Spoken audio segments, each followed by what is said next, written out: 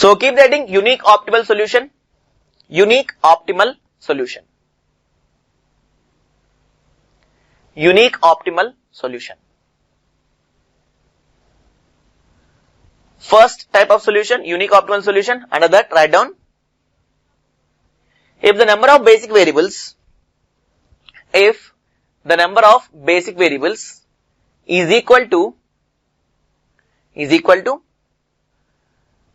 the number of zeros in the objective function row, if the number of basic variables is equal to the number of zeros in the objective function row, then the solution is unique optimal. Then the solution is unique optimal. Should I repeat? Okay, I am repeating. So please follow. Once again I am repeating. If the number of basic variables is equal to number of zeros in the objective function row, then the solution is unique optimal. So is it okay? Have you copied? So people who said repeat, so please reply. Done? Have you copied? Okay, fine. So next keep writing multiple optimal solutions, multiple optimal solutions, multiple optimal solutions. Write down the conditions for this, okay? If the number of zeros in the objective function row, if the number of zeros in the objective function row are greater than the number of basic variables, if the number of zeros in the objective function row are greater than the number of basic variables, then the solution is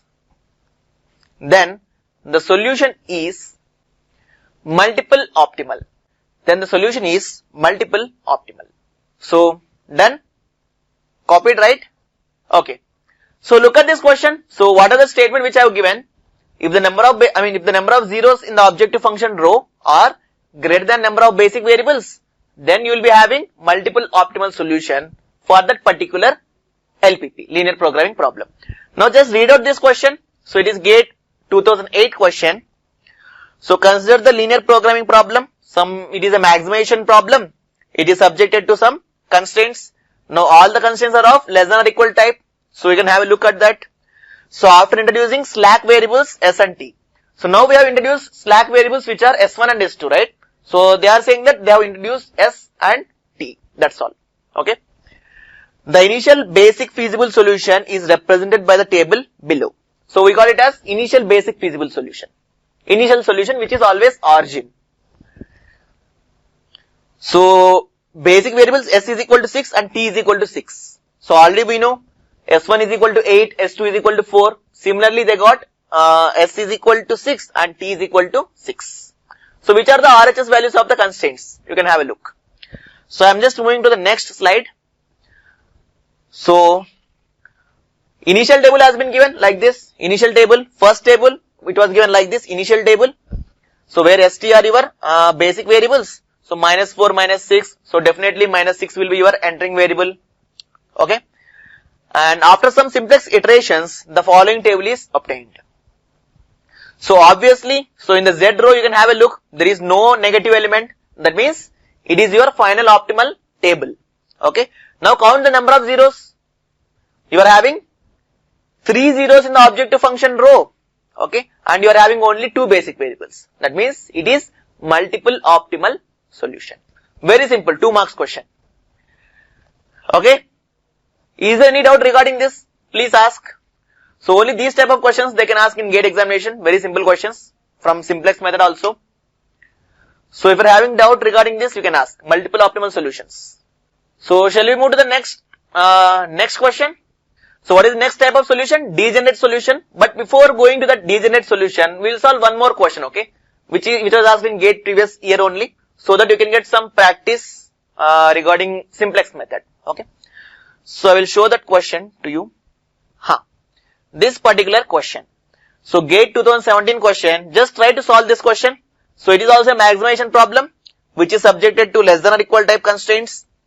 And they are saying in the starting simplex table, x1 and x2 are non-basic variables. Obviously, x1 and x2 are non-basic, s1 and s2 are your basic variables. And the value of z is 0. So value of z, it is 0. Okay. and the value of Z in the next simplex table. So just try this question, okay? Maybe you can think in a different way also, as it is a two variable problem. You just think whether we can solve this one using simplex method, or can we solve this question using graphical method also. But maybe they have mentioned in the question as simplex only. But just think, as it is a two variable problem, can we solve this with graphical method, or should we have to use only simplex method? Just think, okay? So or else simply you can follow this procedure and you can find out the Z value in the next iteration. Okay, so try to solve this particular question. So take 2 minutes of time and just solve this one. So just give me the answer for this. So 5x1 plus 3x2, maximization problem. 5x1 plus 3x2. So it is subjected to the constraints x1 plus 2x2 less than or equal to 10. And x1 minus x2 less than or equal to 8. So what about next? It is non-negativity restrictions. Okay. So what is your first step? 40. Very good. Very good, Anurag. 40 correct. So what about other people? So anyone else got 40? Okay. So please listen. You cannot solve this particular question using graphical method. The reason is, whenever you are solving any question using graphical method, you can find the optimal solution, final optimal solution. But in this question, what they are asking? They are just asking you to find out what is the Z value in the next iteration. That's all. Okay. Maybe in the next iteration, we may get optimal solution or we may not get optimal solution. Okay. That is why you cannot solve this problem using graphical method. So I hope it is clear. Why can't we solve this using graphical method? Because in graphical method, directly we will be getting the optimal solution. But here, they are just asking us the Z value in the next iteration. They are not asking you to find out the optimal Z value. Okay. So I hope it is clear. Now, what is first step? Convert this into a standard linear programming problem. Standard LPP. Right. So how can we convert Z minus, so this is Z, right? So Z minus 5x1 minus 3x2 is equal to 0. So you have to add two slack variables. As we are having two constraints, you have to add two slack variables, S1 and S2. So this will be x1 plus 2x2 plus S1 is equal to 10. And x1 minus x2 plus S2 is equal to 8. So x1, x2, S1 and S2, all the variables should be greater than or equal to 0. So what is first column? This is your basic column. So here you have to write all the variables. We are having 4 variables, x1, x2, S1 and S2. So this will be your RHS and ratio. So Z. So here you have to write the slack variables. Now we call them as basic variables here. So write down the coefficients. This will be minus 5, minus 3, 0, 0 and 0. So this will be 1, 2, 1, 0, 10. So this will be 1 minus 1, 0, 1 and 8. Okay. So all the observations. So just see, here you are having identity matrix with S1, S2. Okay. So the coefficients of S1, S2 in the Z row will be zeros. So now you can equate S1 to 10, S2 to 8. And X1 and X2 will be zeros. Initial solution. So what they are asking? So they are just asking you to find out the Z value in the next iteration. What is entering variable? Most negative element is your entering variable, which is minus 5. That means X1 will be your entering variable. So now this is your pivot column or key column. Now find out the ratios. So ratio will be 10 by 1. 10 by 1 it is 10 and 8 by 1 it is 8. So what is your least positive ratio? 8 is your least positive ratio. So least positive ratio. So observe, only positive ratios you have to compare, okay? So if you are having any negative ratios or infinite, you have to neglect them. So this will be your leaving variable and this is your pivot element or key element. So what was first step? You have to make this element 1. Already it is 1. So no need to change anything. So in the previous question it was 2. That's why we have divided the entire row with respect to 2. Now no need to change anything. So write down Z. Now it will be S1. So in place of S2, you have to write X1. Fine. So X1, it is 1, minus 1, 0, 1, 8. So what we have to do now? We have to make this element 0 and we have to make this element also 0 using some row operations. Now you should be very smart, okay?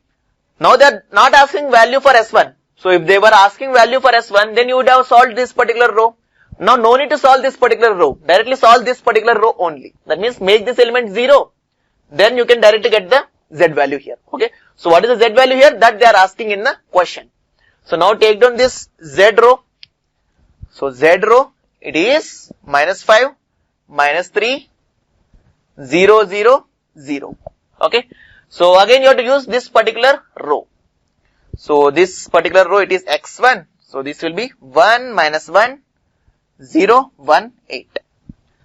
So how to make this element 0? Minus 5. So multiply this row with respect to 5 and you just add this here. So if I multiply this, you will get 5, minus 5, 0, 5, 5, 8, 40. So you add these two. So you will be getting 0 here, minus 8, 0, 5 and 40. So write down here 0, minus 8, 0, 5 and 40. So what is the Z value in the first iteration? Here it is 40. So this is your answer. So no need to solve this one, okay? Don't solve this one. You can save time. Okay, you should think smartly. Now you just tell me whether this is optimal solution. No, because you are having one negative value. Now again you have to repeat the iterations. Now what will be your entering variable? Your entering variable will be X2. So X2 will be your entering variable. Again find out the ratios and decide the leaving variable and then again repeat these row operations. Then you will get optimal solution. So no need to solve this now, but it is your homework. You have to solve afterwards. Okay, solve and find out the optimal solution. But in the gate question, they are just asking us this particular value.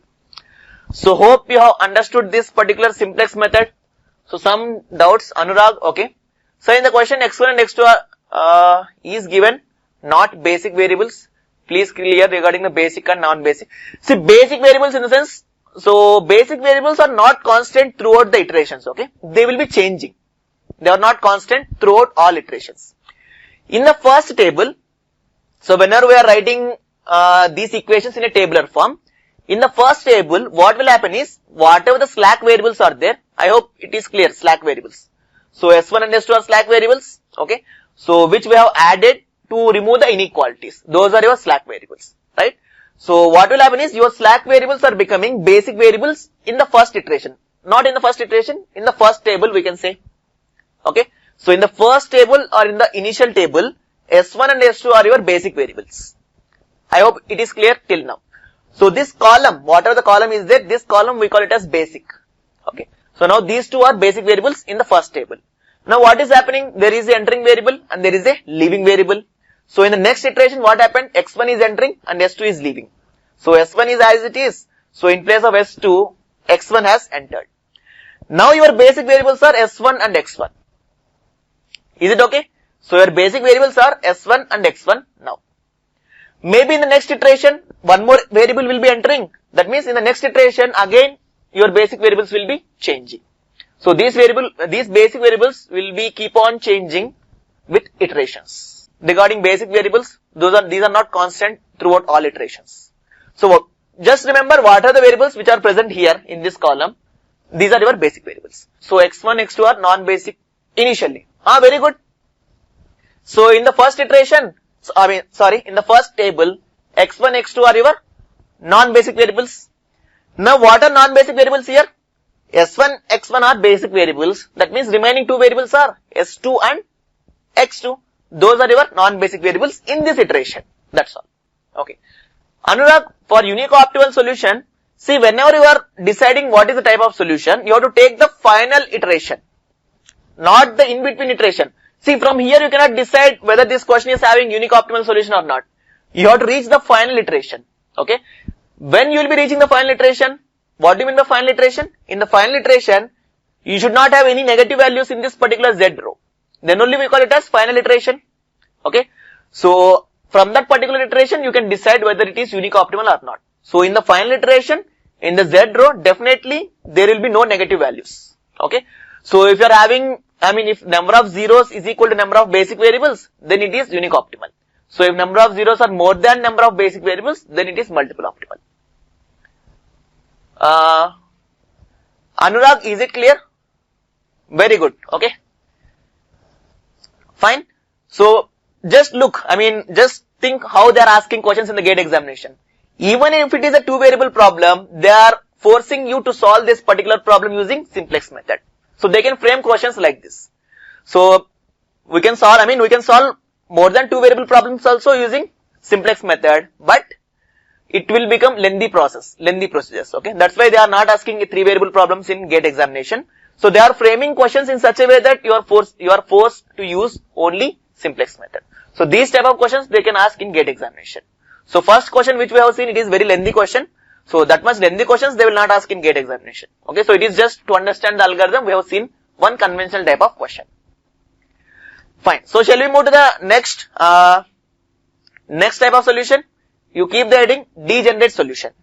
Next type, degenerate solution. So it is your homework, okay? Find out the optimal solution for this. And one more thing, solve the same question using graphical method also. You will get same answer, same final optimal solution you will be getting. Solve this using graphical method and solve this using simplex also. Complete this solution. That is your homework. Okay. So just compare whether you are getting same answer or not. You will definitely get same answer.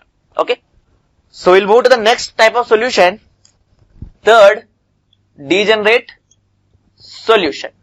So what was the condition for degenerate solution? Just recall for the graphical method.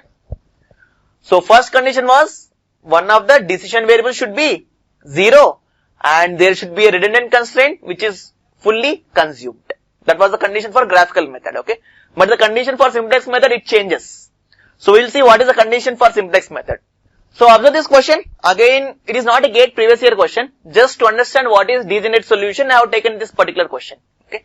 So what is the condition for degenerate solution in simplex method? Just to understand that, we have taken this particular question. So if you solve this particular question using graphical method, then also those conditions are valid. Okay. So that is different. Now we are in simplex method. Don't solve this question entirely. Okay. So just convert this problem LPP into a standard LPP and then write down that in a tabular form. After that, just find what is entering variable and what is leaving variable. That's all. That much is enough. So I hope you understood. Don't solve this question completely. Find out entering variables and leaving variables. That's all. Okay. After that, what is your observation? You just tell me that. Fine. So solve this one. So what is your observation from this? What is your observation? Just find out entering variables and leaving variables. That's all. Don't solve entire question. The ratio value of two leaving variables are equal. So unable to decide the leaving variable. Very good, Anurag. So we are getting same ratios. Very good, Kaushik. Same ratios. Same, Kumar. Very good. Okay. Simple. What is the condition for degenerate solution? If leaving variables, or we can say if tie is occurring with respect to leaving variable, or if least positive ratios are same, then we call that particular type of solution as degenerate solution. Okay. So we'll see. Okay. Now I will tell you, how to break these ties also I will tell you. So write down in standard LPP form. Standard LPP.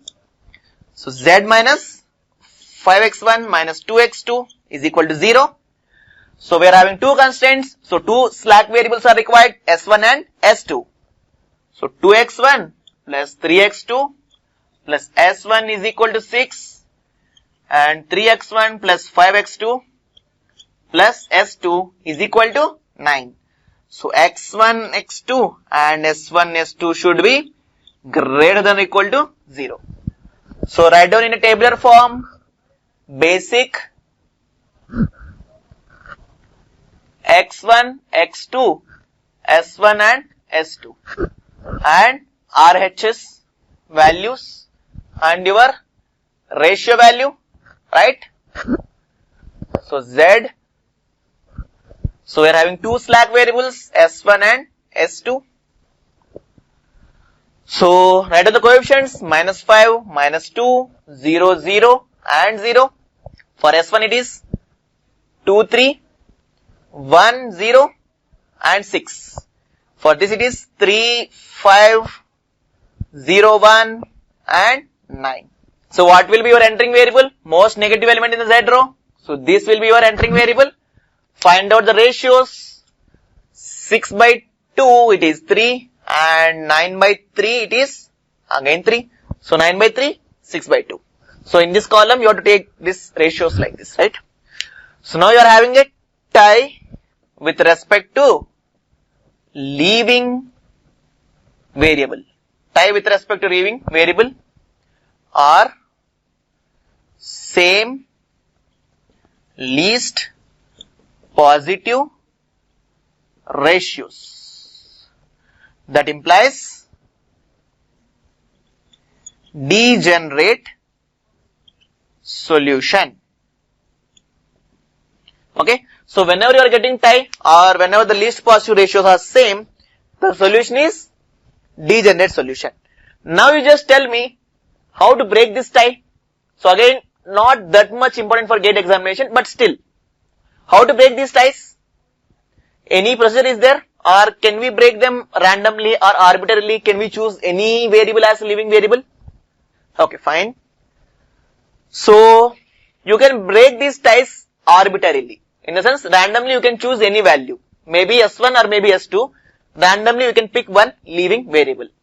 Now you just tell me if I am picking this, if I am choosing randomly any of these two variables, so do we get same optimal solution, or is there any change in our optimal solution, or any other changes are there if we are choosing variables randomly as a leaving variable? So Saurav, I will come to you. So let's complete this one first. Okay. In between I cannot deviate from the topic. Okay. Fine. See, whenever you are getting ties, fine. I will tell, okay. See, whenever you are getting tie like this, what will happen is you can choose or you can break ties arbitrarily. So I will write here. So break ties arbitrarily implies randomly take any variable. Now listen carefully, the only thing that changes is the number of iterations. Okay. So maybe let us say if you are taking S1 as leaving variable, you may get answer in 2 iterations. Now let us assume that if you are taking S2 as the leaving variable, then you may get answer in 4 iterations. Okay. Only the number of iterations will be varying, but your final optimal solution will be same. Even if you are choosing S1 or S2, final optimal solution will be same, but the only thing that changes will be the number of iterations. So if you are lucky enough, you will end up with less number of iterations. If you are not lucky, you will be doing more number of iterations for getting same optimal solution. Okay, so maybe that for up to that level they will not go in GATE examination, but still you can add those points also. So one more point, only the number of iterations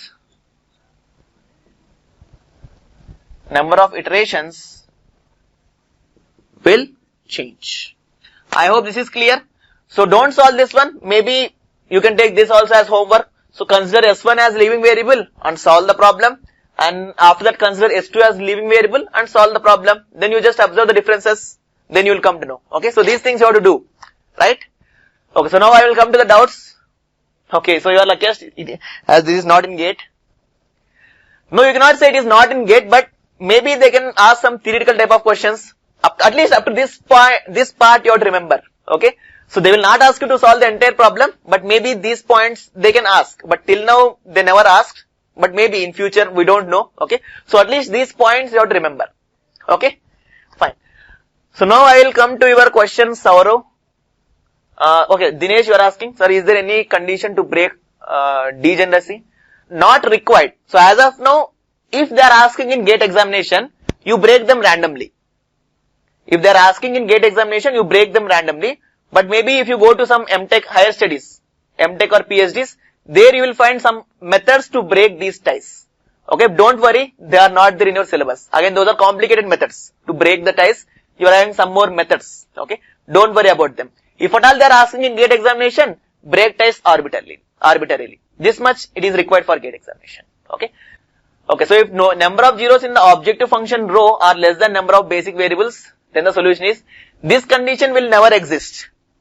Okay, so what I have told, if you are having basic variables like this, definitely these two should be zeros. Definitely.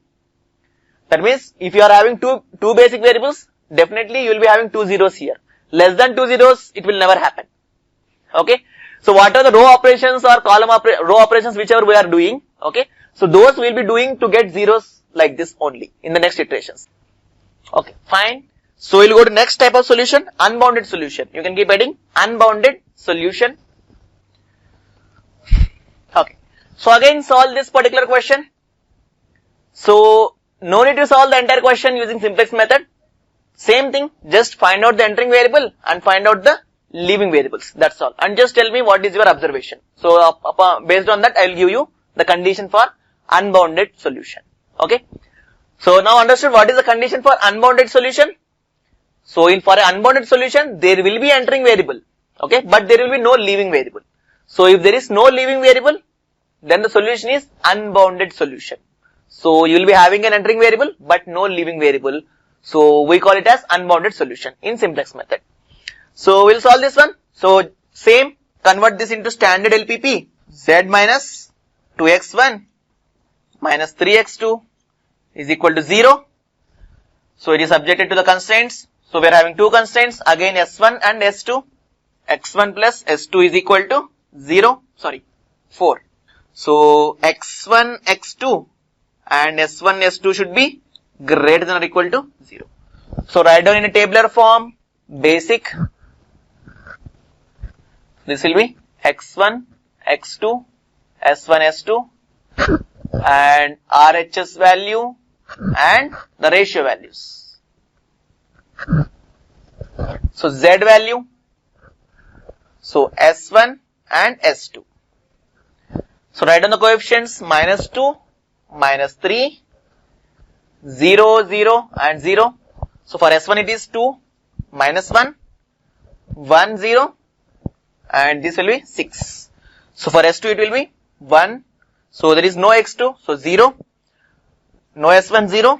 So S2 it is 1 and RHS it is 4. So what will be your entering variable? Most negative element, it will be your entering variable. So this will be your entering variable and find out the ratio values. 6 by minus 1. That means there is no ratio, negative ratio.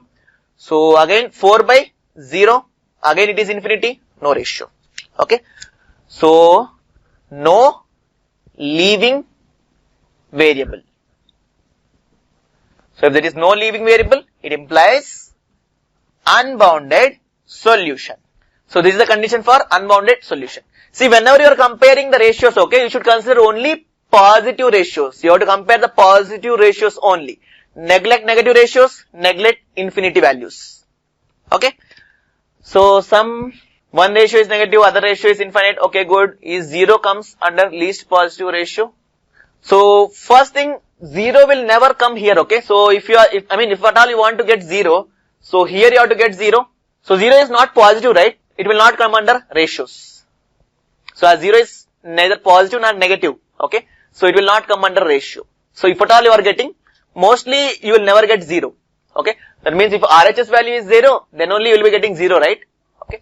So we are talking about only least positive ratios. So if you are getting 0, then also neglect that. Fine. Hope this is clear. Shall we move to the next type of solution?